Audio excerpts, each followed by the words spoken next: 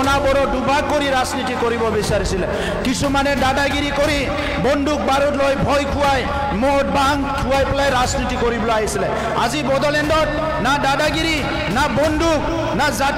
জাতি ভেদাভেদ না বড়ো অনাবড়ো না কিবা হিংসা 100% শান্তি সম্প্ৰীতি সমন্বয় আজি একতা আজি বড়োলেণ্ডত আহিছে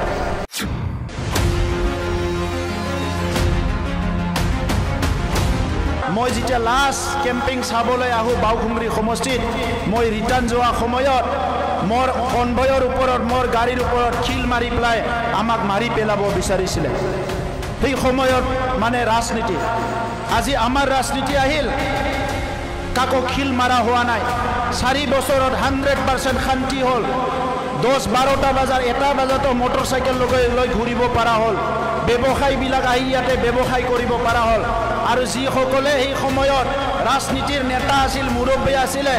যিয়ে নেকি আমাৰ এনেকা পৰিৱেশ কৰিছিলে এই নেতাসকলে আজি মটৰচাইকেল লৈ ঘূৰিব পাৰে অকলে অকলে সেই দিনত কিন্তু পাৰা নাছিলে আৰু এইটোৱে পৰিৱৰ্তন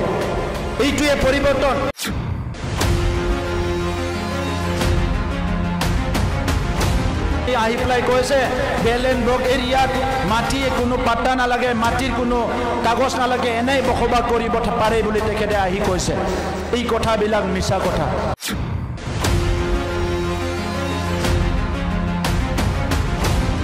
কিছুমান মানুহ 12 ঘণ্টাত 24 ঘণ্টাত নেগেটিভ কথা কয় আজি পৰ্বতজৰা অঞ্চলত আমাৰ উল্টা কথা ক'বলৈ আমি ইয়াত আহি কি উল্টা কাম কৰিছো কাৰ এগেইনষ্টত কাম কৰিছো কাৰ এগেইনষ্টত কথা কৈছো আজি 24 ঘণ্টা তেখেতসকলে ৰাজনীতি নামক আমাক গালি গালাজ কৰে আমাৰ বিভিন্ন কথা কয় তেখেতে গালি গালাজ কৰিলে মোৰ কি ক্ষতি হ'ব মোৰতো একো ক্ষতি নহয় কিন্তু পৰ্বতজৰা অঞ্চলৰ ৰাইজৰ ইয়াতে মাইনৰিটি হওক ইয়াত যি জনগোষ্ঠী নহওক মাটি বাৰী বিভিন্ন অধিকাৰ পাবৰ কাৰণে আজি ইয়াত আমাৰ MCLA নাই তথাপিতো আজি ইয়াতে আহি 100% আমি কাম কৰিছো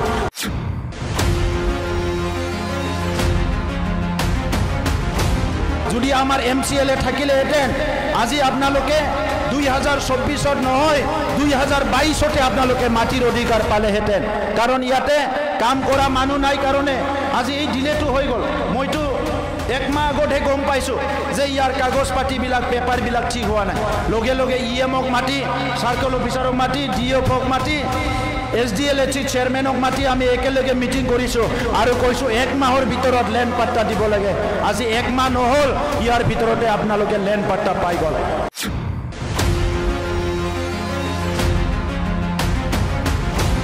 এজন চিন্তাবিদ সাহিত্যিক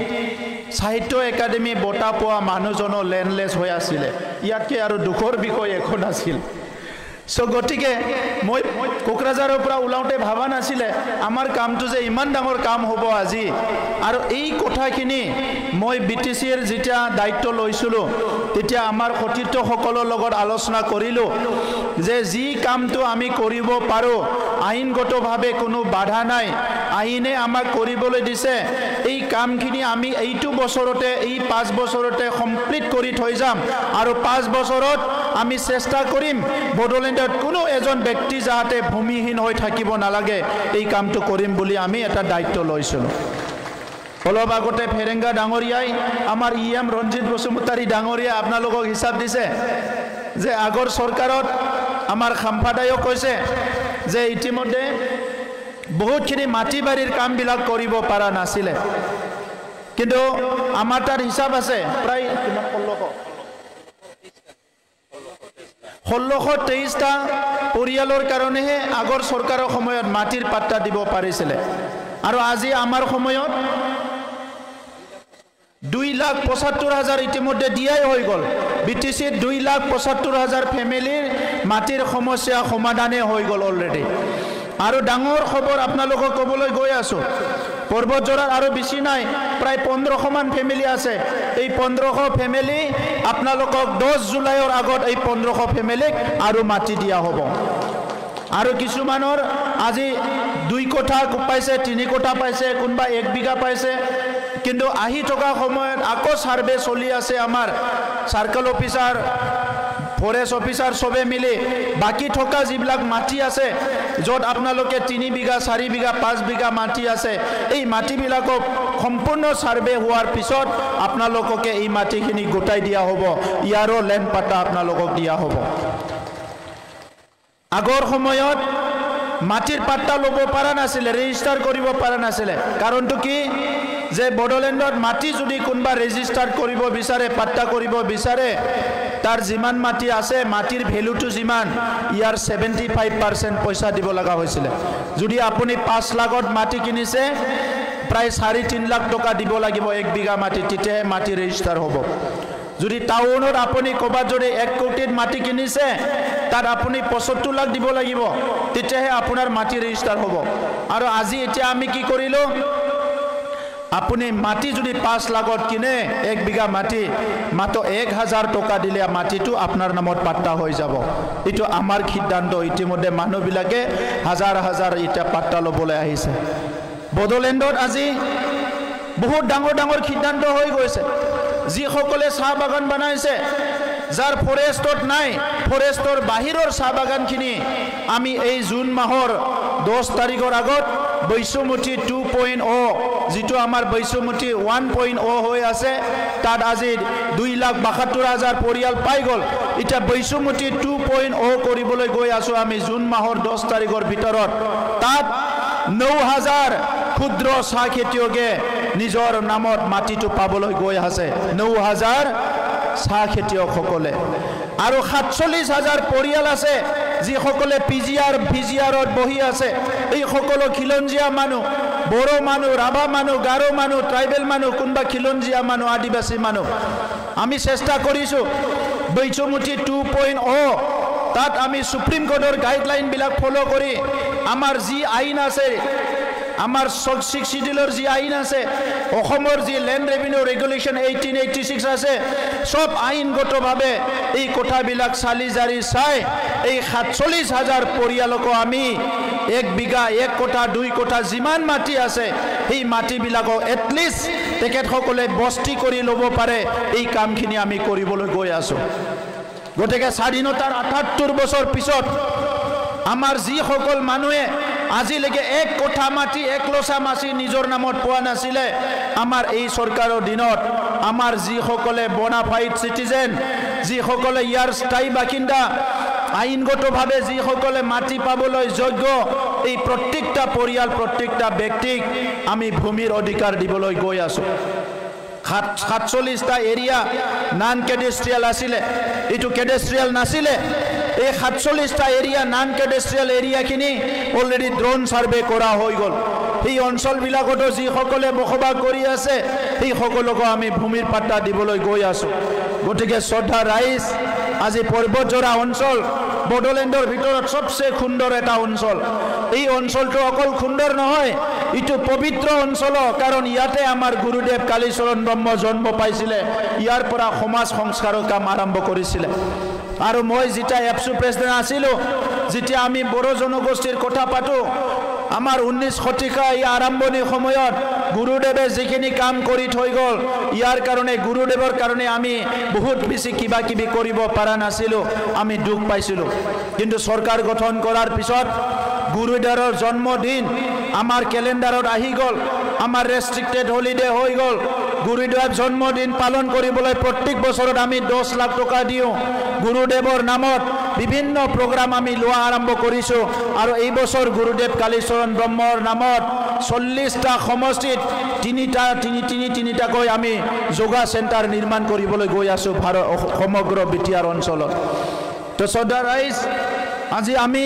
জাতি জনগোষ্ঠীৰ মাজত কোনোবা কয় আমাৰ চৰকাৰে উমুক জনগোষ্ঠীক বেয়া পায় উমুক জনগোষ্ঠীক ভাল পায় আপোনালোকে চাওক 2020 চনৰ আগত দুটা জনগোষ্ঠী বহি কথা পাতিব পৰা পৰিবেশ নাছিলে 2020 চনৰ পিছত 26টা জনগোষ্ঠী বড়োলেণ্ডত একেলগে বহি ভৱিষ্যতৰ কাৰণে দিশ নিৰ্ধাৰণ কৰিব পৰা হৈছে আমি ভিজন ডকুমেন্ট ইতিমধ্যে পাব্লিছ কৰিছো বড়োলেণ্ডত বসবাস কৰা বড়ো গাৰো ৰাভা আদিবাসী সান্তালী খৰণীয়া মাইনৰিটি বঙালী যিমান জনগোষ্ঠী আছে 26টা জনগোষ্ঠীৰ ভিজন ডকুমেণ্ট আমি ইতিমধ্যে পাব্লিছ কৰিছোঁ। এই জনগোষ্ঠীবিলাকৰ সাহিত্য সভাবিলাকক আমি সহায় কৰিছোঁ। এই জনগোষ্ঠীবিলাকৰ ভাষা সংস্কৃতি আগুৱাই নিয়াৰ কাৰণে আমি বিভিন্ন পন্থা হাতত লৈছোঁ। যি কাম অইন চৰকাৰে চিন্তা কৰিব পৰা নাই, ইয়াত UPPL চৰকাৰে প্ৰত্যেকটো জনগোষ্ঠীক জীয়াই মানে সহ বাসস্থান কোএক্সিষ্টেন্স একেলগে জীয়াই থাকিব পৰা এটা পৰিৱেশ কৰিবলৈ সক্ষম হৈছোঁ। বডোফা উপেন্দ্ৰনাথ ব্ৰহ্মই যি কথা কৈছিলে, জীয়াই থাক আৰু জীয়াই থাকিবলৈ দিয়ক, এই কথাটো লৈ পেলাই বড়োলেণ্ডত বড়োৰ লগতে সকলো জনগোষ্ঠী একেলগে বসবাস কৰিব পৰা এটা পৰিৱেশ আজি সৃষ্টি কৰা হৈছে। গতিকে পৰ্বতজৰা অঞ্চল আজি বড়োলেণ্ডৰে অঞ্চল,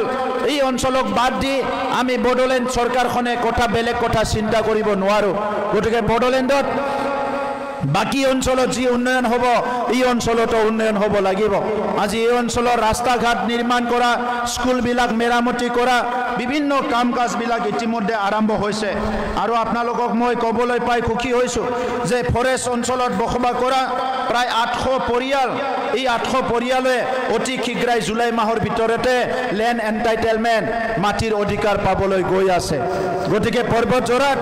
জুলাই মাহৰ ভিতৰত প্ৰায় 90% মাটিৰ সমস্যা সমাধান হৈ যাব। মই এইটো আজি চৰকাৰ হৈ আপোনালোকক ক্লিয়াৰলি কৈছোঁ। এই কাম হাগ্ৰামা মহিলাৰীয়ে কৰিব নোৱাৰে। এই কাম হাগ্ৰামা মহিলাৰীৰ কোনোবা ইয়াত থকা ৰিপ্ৰেজেণ্টেটিভে কৰিব নোৱাৰে। ই গালি গালাজ কৰিব পাৰে, মানুহ বেয়া বেয়া ক'ব পাৰে, ভাল কাম হ'ব লাগে এইটো বিৰোধিতা কৰিব পাৰে, কিন্তু ৰাইজৰ যে সমস্যা আছে এইটো সমাধান কৰিব নোৱাৰে। আজি অসমৰ মুখ্যমন্ত্ৰী ডাঙৰীয়াই অসমখন ভাৰতৰ ভিতৰত এটা উন্নত ৰাজ্য হিচাপে গঢ় দিব বিচাৰিছে। সেইকাৰণে অসমৰ চুকে কোণে আসাম মালাৰ ৰাস্তা নিৰ্মাণ কৰিছে। কোকৰাঝাৰৰ পৰা ৰূপসীলৈকে আসাম মালাৰ ৰাস্তা নিৰ্মাণ হৈ আছে। মোক যোৱা বছৰো কৈছিলে, যোৱা বছৰ নহয় কেইদিনমান আগতে মই ইয়াতে স্পেচ লেব অপেনিং কৰিবলৈ আহোঁতে আমাৰ জনিল কুমাৰ দাই মোক কৈছিলে যে ইয়াত টিপকাইৰ পৰা কোকৰাঝাৰলৈ যোৱা এটা ৰাস্তা নিৰ্মাণ কৰিব লাগে সাপোৰ্ট গ্ৰামৰ হৈ পেলাই, যিটো ৰাস্তা নোহোৱাৰ কাৰণে বহুত দূৰলৈ ঘূৰি যাব লাগে বুলি কৈছে। মই আজিয়ে আমাৰ মুখ্যমন্ত্ৰী ডাঙৰীয়াক জনাম যে এই ৰাস্তাটো অতি গুৰুত্বপূৰ্ণ আৰু এই ৰাস্তাটো নিৰ্মাণ কৰিব লাগে। মোৰ বিশ্বাস আছে মুখ্যমন্ত্ৰী ডাঙৰীয়াই পৰ্বতজৰা ৰাইজক যেনেকৈ মৰম কৰে, ভাল পায়, মুখ্যমন্ত্ৰী ডাঙৰীয়াই নিশ্চয় এই ৰাস্তাটো নিৰ্মাণ কৰিব। আৰু মই আপোনালোকক কথা দিছোঁ, মুখ্যমন্ত্ৰী ডাঙৰীয়াৰ লগত কথা পতাৰ পিছত মই তেখেতক অনুৰোধ কৰিম, তেখেতে আহি এই ৰাস্তা উদ্ঘাটন কৰিব। আপোনালোকক মই এই কথাটো আপোনালোক স্পষ্ট কৰিছোঁ। আজি পৰ্বতজৰা অঞ্চল বহুতে ভাবি আছে যে এই অঞ্চলক চোৱা নাই। অতি শীঘ্ৰে আমাৰ মাটিৰ অলপ সমস্যা আছিলে, ইয়াত আয়ুষ্মান হস্পিটাল এখন নিৰ্মাণৰ কাৰণে আধাৰশিলা আমি স্থাপন কৰিবলৈ গৈ আছোঁ এই জুন মাহৰ ভিতৰত। পৰ্বতজৰাত এটা আয়ুষ হস্পিটাল, আয়ুৰ্বেদিক হস্পিটাল এখন হ'বলৈ গৈ আছে। সুজিত নাৰ্জাৰী অডিটৰিয়াম 700-800 মানুহ বহিব পৰা। টিপকাই আৰু আমাৰ বাছবাৰী বেলেগ সমষ্টিত এটাই দিয়া হৈছে, এই সমষ্টিত 2টা অডিটৰিয়াম ইতিমধ্যে চেংচন কৰা হৈছে। মই জুন মাহতে ইয়াৰ আধাৰশিলা স্থাপন কৰিবলৈ আহিম। পলিটেকনিকৰ আধাৰশিলা জুন মাহতে স্থাপন হ'ব। আমাৰ মাটিৰ অলপ সমস্যা হৈছিলে যে ইয়াত আমাৰ ৰেল কোচ ফেক্টৰী হ'বলৈ গৈ আছে, পলিটেকনিকো সেই জায়গাতে হ'বলৈ গৈ আছে। গতিকে অহা 10 দিনৰ ভিতৰত মই পৰ্বতজৰাৰ কিছুমান আমাৰ সিনিয়ৰ সিটিজেনসকল ইয়াৰ আমাৰ দল সংগঠনক মাতি কথা পাতিম যে পলিটেকনিক আৰু ৰেল কোচ ফেক্টৰী এটা জায়গাতে কৰিব বিচাৰে না বেলেগ বেলেগ জায়গাত কৰিব বিচাৰে। 2টাও চেংচন হৈ আছে, অতি শীঘ্ৰে মাতি পেলাই এই কথাটো আলোচনা কৰিম। ইয়াৰ পিছত আপোনালোকে এই পৰ্বতজৰাৰ কাৰণে আমি এইবাৰ হালদি খেতি আৰু আদা খেতিটো বেছিকৈ ওখ জাগাৰ কাৰণে আমি ঠিক কৰিছোঁ। এই বছৰ আমাৰ টাৰ্গেট প্ৰায় 12 লাখ কিলো আমি হালদি খেতি কৰিবলৈ গৈ আছোঁ বিটিয়াগৰ খেতিয়কসকলৰ দ্বাৰা। অহা বছৰ আমি 27 লাখ কিলো হালদি উৎপাদন কৰিবলৈ গৈ আছোঁ। এই কাৰণে পৰ্বতজৰা অঞ্চলৰ খেতিয়কসকলৰ লগত আমাৰ এগ্ৰিকালচাৰ ডিপাৰ্টমেণ্টে কথা পাতিব। এই বছৰ আমি প্ৰায় 5000 ইয়াৰ খেতিয়কসকলক বিভিন্ন প্ৰকাৰে বেনিফিট দিবলৈ গৈ আছোঁ। পৰ্বতজৰা অঞ্চলৰ খেতিয়কসকলক কোনোবা তামোলৰ পুলি পাব, কোনোবা লেমন যিটো টেঙা এইটো পুলি পাব, কোনোবা ধান পাব, কোনোবা মাল্টা পাব, কোনোবা জেক ফ্ৰুইট যিটো কয় আমাৰ কঁঠালৰ খেতি কৰাৰ কাৰণে ব্যৱস্থা পাব কোনোবা মৰিংগা যিটো কয় নেকি আমাৰ সজনা খেতিৰ কাৰণে বিভিন্ন খেতিৰ কাৰণে 5000 খেতিয়কক আমি সিলেকশন কৰিবলৈ গৈ আছো পৰ্বতজৰা অঞ্চলৰ কাৰণে বিটিআৰ চৰকাৰে এই খেতিৰ কাৰণে বহুত ভাল আৰু এই বছৰ আমি এটা প্ৰপ'জেল আনিছো যে পৰ্বতজৰাত টাৰ্মাৰিক আৰু জিঞ্জাৰ আদা আৰু হালদিৰ প্ৰসেসিং সেন্টাৰ আৰু বেম্বো প্ৰসেসিং সেন্টাৰ 2 বছৰ আগত মই ঘোষণা কৰিছিলো এই বেম্বো প্ৰসেসিং সেন্টাৰটোকো এই বছৰ আমি জুন জুলাইত আধাৰশিলা স্থাপন কৰিবলৈ গৈ আছো গতিকে পৰ্বতজৰা অঞ্চল যেনেকৈ নেচাৰেলি বিউটি প্ৰাকৃতিকভাৱে যেনেকৈ সৌন্দৰ্য এই সৌন্দৰ্যটো ৰাখি আমি কামখিনি কৰিব লাগিব আপোনালোকে আমি সবে খুব ভাগ্য অসমৰ মুখ্যমন্ত্ৰী ডাঙৰীয়াই এডভান্টেজ আসাম জি 2.0 ইতিমধ্যে হৈ গ'ল তাত লাখ লাখ কোটি টকা বিনিয়োগকাৰীবিলাকে অসমত আহিছে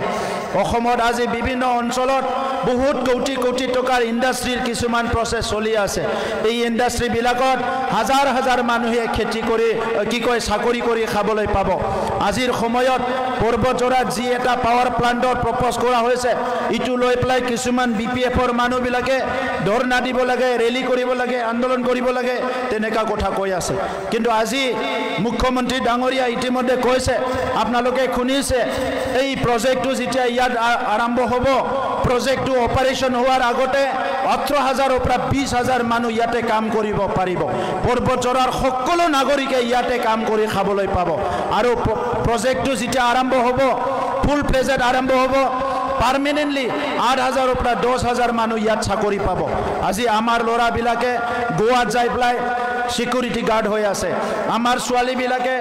বা মাছ ইণ্ডাষ্ট্ৰিত যাই কাম কৰি আছে কোনবা গুজৰাটত কোনবা বাহিৰত যাই পেলাই এই মানুহবিলাকে ঘৰ এৰি দূৰত যাব লগা হৈছে তো এই মানুহবিলাকে নিজৰ ঘৰত থাকি এটা ইজ্জত এটা ডিগনিটি আত্মা সন্মান লৈ কাম কৰি খাব পাৰিব লাগিব এই অঞ্চলটো পিছপৰা অঞ্চল বুলি এৰি থলে নহব এই কাৰণে মই নিজে আমাৰ লিডাৰ সকলৰ লগত আলোচনা কৰি ৰেল কোচ ফেক্টৰী বনাবলৈ চিৰাং বাক্সা উদালগুৰি জায়গা আছিল কিন্তু পৰ্বতজৰাত হ'ব লাগে বুলি মই নিজে প্ৰস্তাৱ দিছিলো যে পৰ্বতজৰা অঞ্চল উন্নয়ন হ'ব লাগে আজি 300 কোটি টকা সেংচন হৈছে ৰেল কোচ ফেক্টৰীৰ কাৰণে 300 কোটি টকা সেংচন হৈছে আৰু অসমৰ মুখ্যমন্ত্ৰী ডাঙৰীয়া লেন মন্ত্ৰী ডাঙৰীয়াক মই অনুৰোধ কৰিম যে এই জুন জুলাই আগষ্টৰ ভিতৰতে আহি কোনবা এটা দিনত ৰেল কোচ ফেক্টৰীৰ আধাৰশিলা ইয়াতে স্থাপন কৰা হ'ব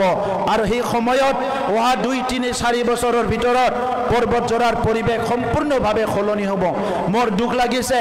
যোৱা কেইদিনমান আগতে আমাৰ জ্যেষ্ঠ সকলৰ শ্ৰদ্ধাৰ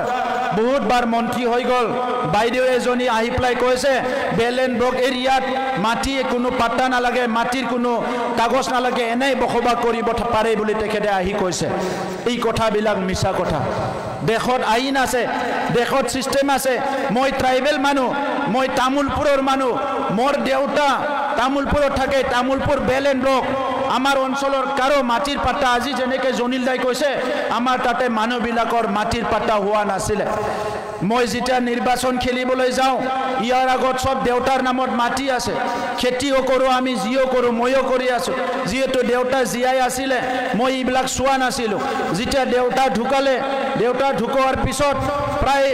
10 বছৰ 15 বছৰ মই মানে খাজানাটো বেলেগে আমাৰ ঘৰৰ মানুহে দি থাকে মই মাটি বাৰীৰ ওপৰত বেছি চাৱা নাছিলোঁ কিন্তু যেতিয়া মোক ইলেকশ্যন খেলিবলৈ দিলে মই ইলেকশ্যন খেলিবলৈ গ'লোঁ তেতিয়া মোক চাৰ্টিফিকেট লগাই মই দিব লাগে তেতিয়া মই চালোঁ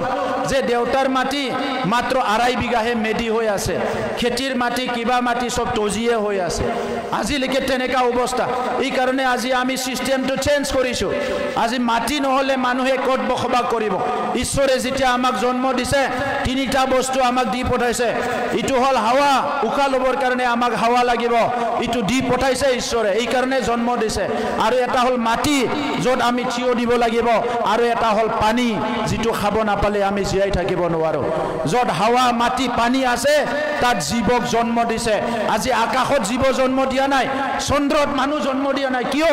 তাত হাৱা নাই পানী নাই মাটি নাই যি মাটি আছে তাত ঘৰ বনাব নোৱাৰে আজি পৃথিৱীত জন্ম দিছে কিহৰ কাৰণে ইয়াত হাৱা মাটি পানী আছে এই কাৰণে জন্ম দিছে আজি ইউপিপিএলত আমি যি সকল আহিছো সবে সংগ্ৰামী মানুহ বহুতে বিপিএফৰ বিলাক কয় আমাক দালালি কৰিছে বেপাৰী কৰিছে কিবা কৰিছে আপোনালোকক এটাই কথা কম আমি যেতিয়া চৰকাৰত নাছিলোঁ, মই যেতিয়া পাৰপিত নাছিলোঁ, এই সময়ৰ বড়োলেণ্ডৰ অৱস্থা আৰু আজিৰ বড়োলেণ্ডৰ অৱস্থা। আমি 2020 চনত ইলেকশ্যন খেলা সময়ত টিম লৈ ঘূৰিব লগা হৈছিলে, মেল মিটিং কৰিব দিয়া নাছিলে, পুলিচ লৈ ঘূৰিব লগা হৈছিলে, পুলিচ নহ'লে মিটিং কৰিব পৰা নাছিলে। তাৰ পুলিচ থকাৰ পিছতো ইলেকশ্যনৰ আগৰ দিনা মই যেতিয়া লাষ্ট কেম্পিং চাবলৈ আহোঁ বাউখুংৰি সমষ্টিত, মই ৰিটাৰ্ণ যোৱা সময়ত মোৰ কনভয়ৰ ওপৰত, মোৰ গাড়ীৰ ওপৰত খিল মাৰি পেলাই আমাক মাৰি পেলাব বিচাৰিছিলে। সেই সময়ত মানে ৰাজনীতি। আজি আমাৰ ৰাজনীতি আহিল, কাকো খিল মাৰা হোৱা নাই। 4 বছৰত 100% শান্তি হ'ল। 10-12টা বজাৰ 1টা বজাতো মটৰ চাইকেল লৈ ঘূৰিব পৰা হ'ল। ব্যৱসায়ীবিলাক আহি ইয়াতে ব্যৱসায় কৰিব পৰা হ'ল। আৰু যিসকলে সেই সময়ত ৰাজনীতিৰ নেতা আছিল, মুৰব্বী আছিলে, যিয়ে নেকি আমাৰ এনেকুৱা পৰিৱেশ কৰিছিলে, এই নেতাসকলে আজি মটৰ চাইকেল লৈ ঘূৰিব পাৰে অকলে অকলে। সেই দিনত কিন্তু পৰা নাছিলে। আৰু এইটোৱে পৰিৱৰ্তন, এইটোৱে পৰিৱৰ্তন। ইয়াত আমাৰ গাৰো ল'ৰা আছে, কি নাম আছিলে GSPৰ কেণ্ডিডেট? হা, ক'ত গ'ল চৌহান? চৌহান চাংমা আছে, আমাৰ দলত আহিল। তেখেতে GSPৰ হৈ কেণ্ডিডেট হৈ পেলাই বড়ো অনাবড়ো কৰি ইলেকশ্যন খেলিছিলে। এই সময়ত এই চৌহান চাংমাক বুজি পোৱা নাছিলে। তেখেতক কোনোবা আজি ট্ৰাইবেল মানুহ হয়, এইটো চৌহান চাংমাক হাত চাপৰি দিয়ক। মানে তেখেতে এই বড়োলেণ্ডত দুভাগ কৰি দিয়া হৈছিলে, বড়ো অনাবড়ো। ৰাজনীতি কৰিবলৈ আহিছিলে কেইজনমান মানুহে, বড়ো অনাবড়ো দুভাগ কৰি ৰাজনীতি কৰিব বিচাৰিছিলে। কিছুমানে দাদাগিৰি কৰি বন্দুক বাৰুদ লৈ ভয় খুৱাই, মদ ভাং খুৱাই পেলাই ৰাজনীতি কৰিবলৈ আহিছিলে। আজি বড়োলেণ্ডত না দাদাগিৰি, না বন্দুক, না জাতি ভেদাভেদ, না বড়ো অনাবড়ো, না কিবা হিংসা। 100% শান্তি সম্প্ৰীতি সমন্বয় আজি একতা আজি বড়োলেণ্ডত আহিছে। আৰু মই আপোনালোকক অনুৰোধ কৰোঁ যে কোনোবা ব্যক্তিয়ে ৰাজনৈতিকভাৱে কি সিদ্ধান্ত লয় তেখেতৰ ওপৰত, কিন্তু আপোনালোকে এটা কথা মনত ৰাখিব, বড়োলেণ্ডত যদি আৰু 20-25 বছৰ শান্তি ৰাখিব নোৱাৰে, বড়োলেণ্ডত উন্নতি নহ'ব। বড়োলেণ্ডত যদি আৰু 20-25 বছৰ 50 বছৰ আমি সমন্বয় মিলা প্ৰীতিটো ৰাখিব নোৱাৰে, আমি পৰিৱৰ্তনটো চিন্তা কৰিব নোৱাৰিব। আমাৰ চকুৰ আগতে মণিপুৰত দেখিছোঁ, যেতিয়া 15 বছৰমান 10 বছৰমান শান্তি আছিলে, তেখেতসকলৰ মেৰী কম জন্ম হৈছে, বক্সাৰ মেৰী কম। বহুত ভাল ভাল খেলুৱৈ, ভাল ভাল কালচাৰ ইয়াতে পাইছে, কিন্তু আকৌ মণিপুৰ অশান্তি হৈ গ'ল। আজিও বড়োলেণ্ডত কিছুমান মানুহ আছে অশান্তি কৰি ভাল পায়। আৰু ৰাজনৈতিক নেতাসকলৰ যিটো নিয়ত বুলি কয়, যিটো তেখেতসকলৰ যিটো চিন্তাধাৰা, এই চিন্তাধাৰাটো যদি ঠিক নহয়, তেনেহ'লে বড়োলেণ্ডটো আগুৱাই নিব নোৱাৰিব। সেইকাৰণে যি ইলেকশ্যন আহিছে তাত আপোনালোকে চিন্তা চৰ্চা কৰিব। কিছুমান মানুহ 12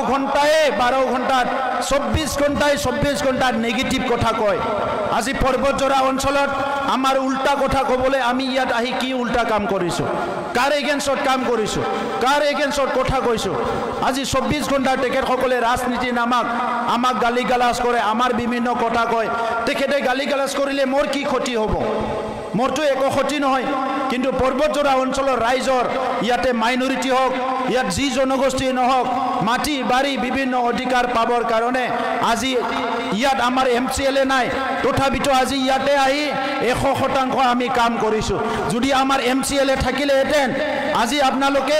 2024ত নহয় 2022তে আপোনালোকে মাটিৰ অধিকাৰ পালেহেঁতেন। কাৰণ ইয়াতে কাম কৰা মানুহ নাই কাৰণে আজি এই ডিলেটো হৈ গ'ল। মইতো 1 মাহ আগতহে গম পাইছোঁ যে ইয়াৰ কাগজ পাতিবিলাক পেপাৰবিলাক ঠিক হোৱা নাই। লগে লগে EMক মাতি, চাৰ্কল অফিচাৰক মাতি, DFক মাতি, SDLHC চেয়াৰমেনক মাতি আমি একেলগে মিটিং কৰিছোঁ আৰু কৈছোঁ 1 মাহৰ ভিতৰত লেণ্ড পাট্টা দিব লাগে। আজি 1 মাহ নহ'ল, ইয়াৰ ভিতৰতে আপোনালোকে লেণ্ড পাট্টা পাই গ'ল। গতিকে বাকী 1500 মানুহ, এই 1500 মানুহ জুলাই মাহৰ 15 তাৰিখৰ ভিতৰত চবে লেণ্ড পাব, মাটি পাই যাব। মই দীঘলীয়া কথা নকওঁ, মই সকলোকে ধন্যবাদ দিলোঁ। আৰু যি নেগেটিভ চিন্তা, এই নেগেটিভ চিন্তাবিলাক, ঋণাত্মক চিন্তাবিলাক বাদ দি এটা পজিটিভ চিন্তা লৈ আগবাঢ়ি যাব লাগিব। আমি আমাৰ কথা মাত্ৰ চিন্তা কৰিলে নহ'ব, আমাৰ ভৱিষ্যত প্ৰজন্মৰ কথা চিন্তা কৰিব লাগিব। আজি কোকৰাঝাৰৰ পৰা আহি ইয়াত বাৰে বাৰে কৈ আছে ইণ্ডাষ্ট্ৰী হ'ব নালাগে, ইণ্ডাষ্ট্ৰী হ'ব নালাগে। কোকৰাঝাৰৰ পৰা আহি পেলাই বাহিৰৰ পৰা আহি পেলাই কৈ আছে কিন্তু তাতে চালাকাটি ইণ্ডাষ্ট্ৰি আছে তাত হাজাৰ কিমান মানুহে কাম কৰি খাবলৈ পাইছে ওচৰে পাজৰে IOCL BRPLত আছে কিমান মানুহে কাম কৰি খাবলৈ পাইছে আৰু পৰ্বতজৰাৰ মানুহবিলাকে চাকৰি পাব সুবিধা পাব বিভিন্ন ডেভেলপমেণ্ট হ'ব ইটো লৈ পেলাই তেখেতসকলে ৰাজনীতি কৰিবলৈ আহিছে সো দ্য ৰাইজ মই যেতিয়া ৰাজনীতি আহিছিলোঁ বা আহা নাছিলোঁ তেতিয়াও কৈছোঁ যেতিয়ালৈকে কাম কৰিব পাৰিম ভাল কাম কৰিম যেতিয়া কাম কৰিব নোৱাৰোঁ কাম নকৰাকৈ বহি থাকিম কিন্তু ৰাইজৰ ক্ষতি হোৱা এটাও কাম নকৰোঁ সেইটো হ'ল মোৰ প্ৰমিছ ৰাইজৰ ক্ষতি হোৱা এটাও কাম নকৰোঁ আজিলৈকে কৰা নাই আৰু ভৱিষ্যতো নকৰোঁ যিদিনা কাম কৰিব নোৱাৰোঁ সেইদিনা সামাজিক জীৱন বাদ দি মনে মনে বহি থাকিম কিন্তু যিদিনালৈকে কৰিম ইয়াৰ শিক্ষা দীক্ষা সামাজিক উন্নয়নৰ কাম কৰিম আজি কিমান হাজাৰ হাজাৰ খেতিয়কে লাভ হৈছে বহুত হাজাৰ খেতিয়ক ট্ৰেইনিং দিয়া হৈ গ'ল 1700 স্কুল ঠিক কৰা হৈ গ'ল সুপাৰ 50 মেডিকেলৰ কাৰণে ইঞ্জিনিয়াৰিঙৰ কাৰণে IS UPSC IPSCৰ কাৰণে ফ্ৰী বছৰি 200 জন ল'ৰা ছোৱালীক চৰকাৰে আজি পঢ়াই আছে আজি ল'ৰা ছোৱালীবিলাকক